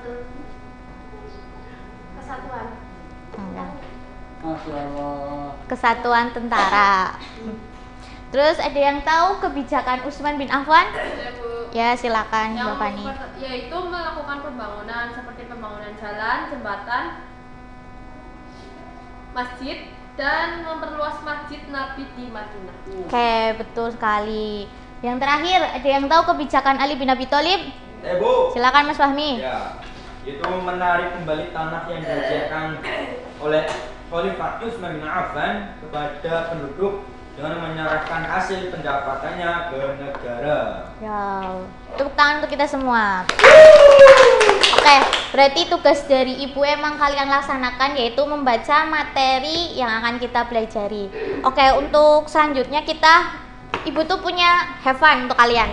Nah, sekarang kalian bawa HP kan masing-masing? Bawa. Oke, silakan kalian buka grupnya. Ibu udah share link permainan untuk kalian. Salamin dulu. Ya. Silakan. Dia siap?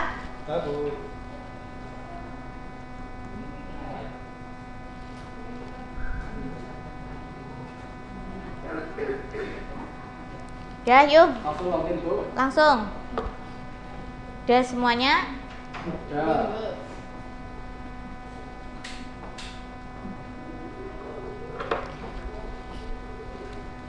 Sudah?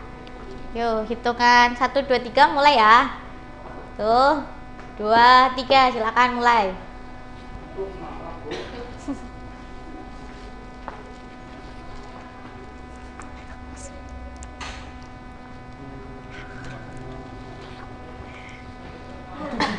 Gempa, Bu. Gempa. Jawabannya salah berarti kalau gempa. Yuk Mas Fahmi, kok malah chatan sama cewek sih? Iya, Bu. Kan suruh game belajar.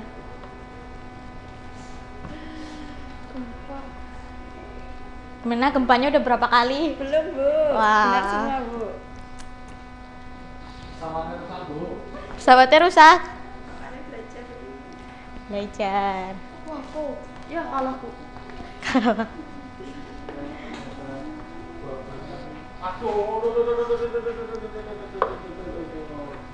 Udah semua? Ada yang betul semua? Saya, Bu. Oh, katanya tadi gempa. Tidak jujur Mas Ali.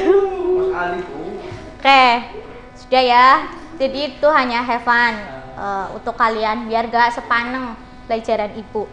Jadi kesimpulannya pembelajaran pada kali ini hal yang tadi ditanyakan Mas Ali, apa sih siapa yang paling unggul dari keempat khalifat ini? Jawabannya mereka unggul di bidangnya masing-masing. Ada Khalifah Abu Bakar, Umar, Utsman, dan Ali itu memiliki kelebihannya masing-masing di bidangnya masing-masing. Seperti kita bukan? Kita belajar dan mampu di bidangnya masing-masing. Benar atau tidak? Benar. Oke. Untuk pertemuan selanjutnya, Ibu kasih tugas kalian merangkum materi yang akan datang, nanti dikumpulkan di minggu depan. Untuk pertemuan kali ini, Bu cukupan sekian. Mari kita akhiri pembelajaran kali ini dengan bacaan hamdalah bersama-sama. Alhamdulillahirrahmanirrahim.